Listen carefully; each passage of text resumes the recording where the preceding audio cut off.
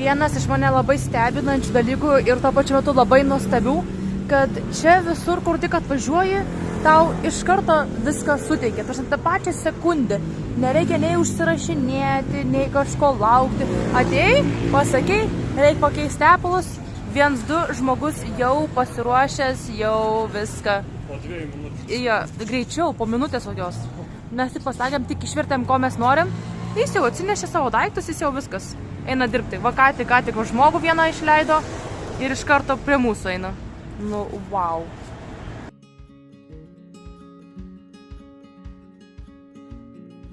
Na, dėja, kelionė tik prasidėjo.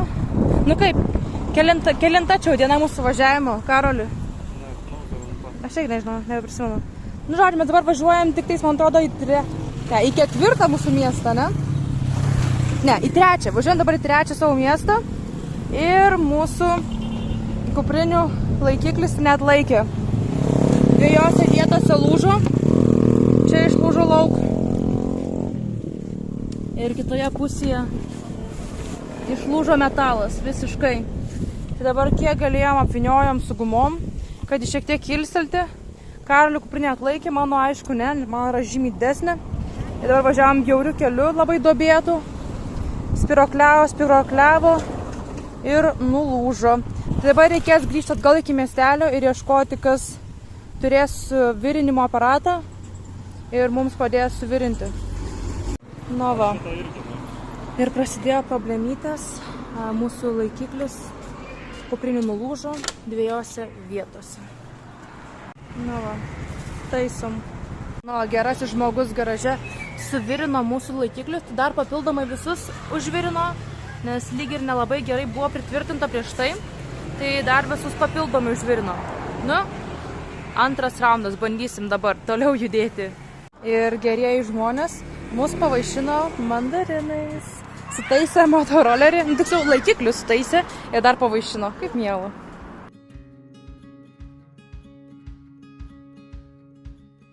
Na, kadangi pervažiuoti Vietnamą su motoroleriu yra tiesiog per lengva su visais daiktais, mes šiandien renkamės ne šiaip kelią, bet off-roadą. Jo, pasirinkom tokį maršrutą, kur šiaip prie motociklų off-roadinių kategorijos. O mes su daiktais dviese ir va važiuojam tokiais keliais. Ką tik užvažiavom į kalną, kad mes matom, toliau yra kalnas. Na, va matos, kad mes esam aukštai. Va matosi kažkoks miestelis, kaimelis apačioje. Esam laukuose, dabar kylam į kalną, į pušyną ir va tenai viršų. Čia, aišku, statumas nesimato. Nu, čia dar nėra labai statu šitą vietą, bet matau, kyla toliau viršų į kalną. O dabar darom sustojimo pertraukėlę. Pavalgysim mandarinų, kurių gavom iš mechaniko garaže. Sutaisė mūsų laikiklius ir dar gavom dovanų. Cute.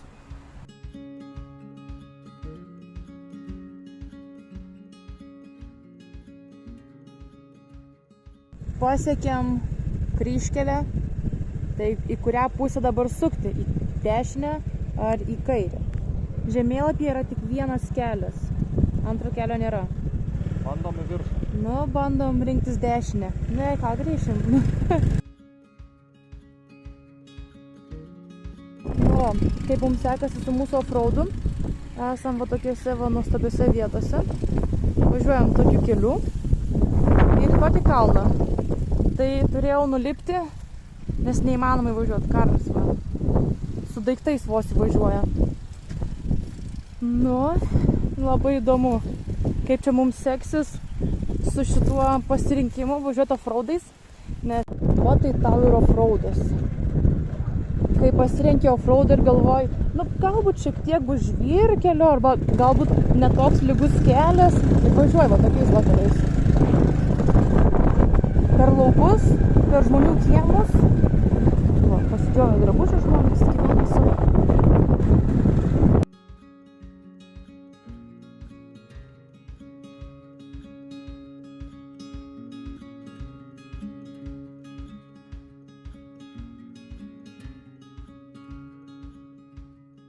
Nu, nieko savo, internetas ir kalniai yra. Labai smagu.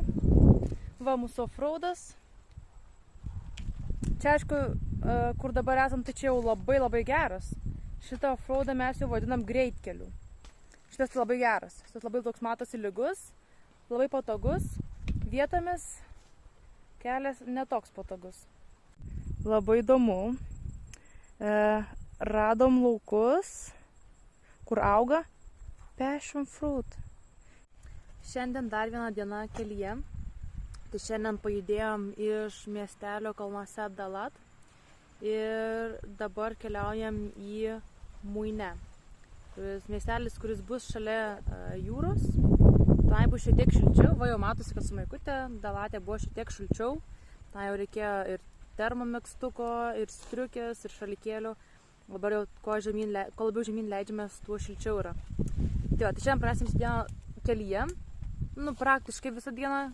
Kelionė nėra ilga, bet kadangi mes šiandien pasirinkom važiuoti offroadu, buvo du pasirinkimai. Paprastu keliu važiuoti, asfaltuotu arba offroadu. Tai mes nusprendėm šiek tiek pasirinkti daugiau ekstremo. Tai nusprendėm pasirinkti daugiau ekstremo, tai važiuojam offroadu, dabar esam kalne. Pasifloro laukuose, va čia aplinkui visur auga pasifloras, labai faina, nes anksčiau nebuvau to niekada mačius kitose šalyse. Tai pirmą kartą Vietname pamačiau pasiflorus augančius. Tai dabar pusę jau nukeliavom. Jo, manau, kad gal ir daugiau. Gal šitai jau daugiau nuvažiavom negu pusę kelio. Tai, na, šitas offroadas, tai vietomis yra kaip takelis, vietomis yra į kalną takelis, vietomis sugriuvęs takelis, kur didžiausi griovi šonuose ir panašiai. Tai vietomis man reikia nulipti, nes kitaip net neina įvažiuoti. Ir buvo vieta, kur Karoliui pačiam reikėjo nulipti, nes net su juo negalėjo motoroleris užvažiuoti. Jis turėjo dar stumti ir spausti gazą. Tai va, tai tokia diena šiandien. Tai žiūrėsim, kas laukia mūsų priekyje. Bet jau turėtų neužilgo baigtis offroadas ir turėtume pasiekti asfaltą. Ir liko mažai vandens, kažkaip taip per mažai pasiėmėm vandens, tai čia minusiukas yra ir nepasiėmėm maisto. Tai čia irgi toks minusiukas, kad visą dieną kažkaip nevalgysim turbūt iki tol, kol atvažiuosim iki miestelio. O jau kažkaip norisi kažko užvalgyti. Tai va. Trumpa pertraukėlė kalnuose, passion fruit laukuose. Kur jie auginami. Jo, gaila, kad neprinokė. Ne, aišku, gal ir neskintumėm čia svetimų. Ne, neskintumėm.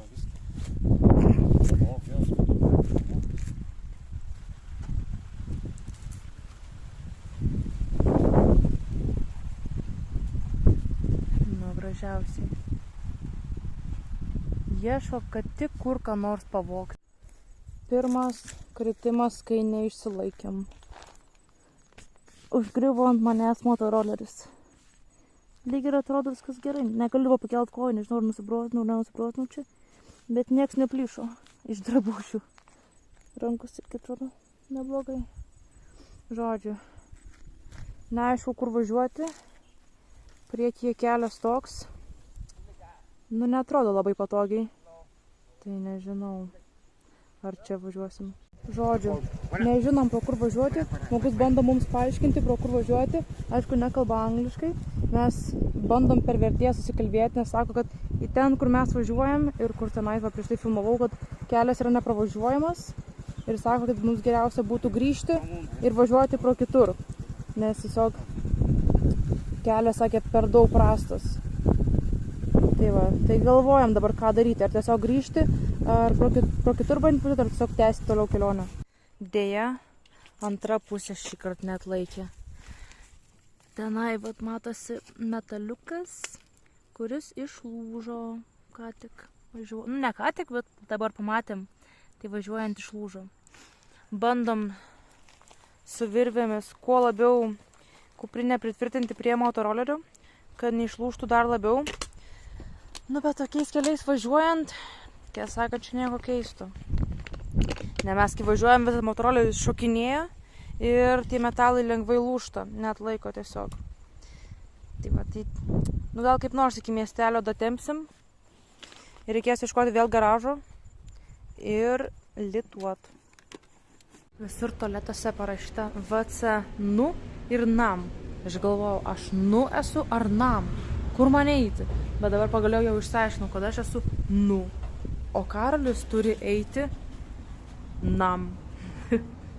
Ką čia darai? Ką čia darai? Ko čia ieškai? Ko čia ieškai? Ar ieškai, kad aš kažkas skanaus turiu? Aš dar nieko neturiu, palauk, dar net neatėjo mano maistas. Tu, begėdi, net neatėjo, jau reketuoji. Tik net nėra ką reketuot, ką tu reketuoji? Mažasis reketuotojas bado Karolį, kad skubiai duokite mėsos. Kuo skubiau. Su nosim baksnuoja mane. Duokite man mėsos. Su pusę iš manęs. Teko pasidalinti savo sriubą su šituo gražuoliu. Esi gražus? Esi gražus? Taip. Taip. Žiūrėk, iškart suprato, kad nebėra lėkštai nieko. Žiūrėk, uodegos nebevizgina, nebeatsisuka. O esi gražus? Esi gražus? Žino, kad nebėra nieko lėkštai. Jau iš karto naglas nukelis įtaisytas. Balius baigtas. Balis baigtas. Viskas? Apjėdė mane, ne? Žiūrėk, kad nieko nebėra. Viskas, nebedraugs. Nutrašė.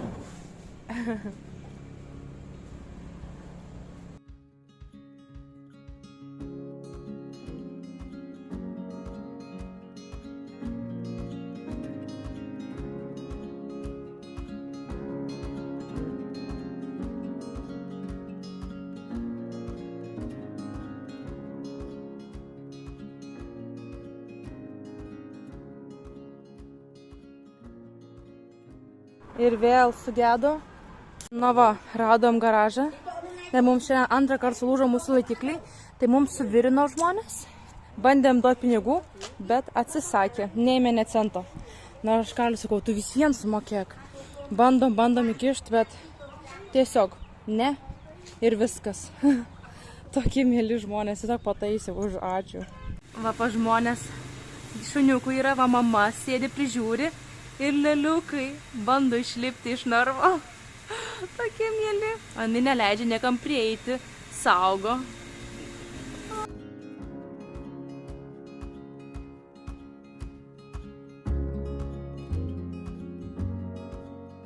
Va, kokius agurkus čia augina. Karolio dydžio agurkas. Ką tik atvažiavom į savo naujus namus. Tai trumpa apžvalga. Dviaukštė, dvigulė lova. Tie pačioj dvigulė ir viršui dvigulė. Okay. Vonia. Su dušu. O, ten skylė. Atrodo žavingai. Nuostabu. Mūsų šiandienos statistika važiavimo. Tai nuvažiavom 197 km. Didžiausias greitis buvo 70 km per valandą. Iš viso keliavom beveik 11 valandų, bet iš jų tik, važiavimo buvo beveik 6 valandos. Tai visai nemažai šiaip. Ir nuvažiavom. Vidutinis greitis 33 km. Ir šiandien pakilom į 1,5 kilometro aukštį. Tai va, sudėtinga šiaip diena buvo. Ne? Papasakau Karoliui apie mūsų šiandienos nuotykius. Ok, tai turbūt labiausiai įsiminė, kai 2 kartus mums nulūžo kuprinių laikikliai, važiuojant beje. Bet Gabė kažkaip pastebėjo vieną kartą ir pritvirtinom tą kuprinę, grįžom atgal į miestelį ir mums suvirino už 2 eurus, mažiau nei 2 eurus. Ir po to antrą kartą dar nulūžo kita pusė. Tai ten iš vis nemokamai sutaisė. Kas dar buvo? Dar 2 kartus nustūmė mus nuo kelio. Vieną kartą motociklas tiesiog grinai prieš į mus važiavo. Turėjom šok nuo kelio ant švyro ir vos išsilaikėm ant ant 2 ratų. Ir kitą kartą tai iš vis tokia fūra pasalūnė max greičiu mus tiesiog stumė nuo kelio ir irgi pats kelias, asfaltas va toks va, o kelkraštis tai iš vis ten buvo max duobėtas. Žvyras buvo. Žvyras duobėtas, tai irgi labai stipriai šiaip sumėtė, bet pavyko nenugriūt ir ačiū Dievui, kad pavyko nenugriūt po fūrą, nes būtų adios. Jo, ir kas čia dar? Dar buvo incidentas, kad realiai stovint ant labai stačios nuokalnės pradėjo motoroleris lyst ir paspaudžiau dar priekinį stabdį ir prigulėm ant šono. Aš tai stovėjau ant kojų, bet dėja Gabytė prispaudė motoroleris. Biškį nusibrozinai, ne? Jo. Bet man atrodo, gal iki vestuvių užgis. Tai buvo iki tiek nesvarbu. Taigi viskas. Ant manęs motorolerį užmetė. O kas man buvo baisiausia ir įdomiausia tuo pačiu metu, tai kilti į maksimaliai stačius kalnus, tokius stačius, kad ne tai, kad Gabė turėjo nulipti, bet momentais ir aš turėjau nulipti ir stumt ir su gazu dar važiuoti į kalną, kad užtrauktų, nes, realiai trasa buvo vietomis, kur žmonės su enduro motociklais galvotų ar ten važiuoti. Nes realiai buvo takelis tik motociklui su duobėm, žvyrais, provėžom, žvyru. Tai tikrai buvo intensyvi diena. Ir ne tik sunku kilti kalną, bet man fiziškai bent jau ir baisumo prasme dar baisiau yra leistis.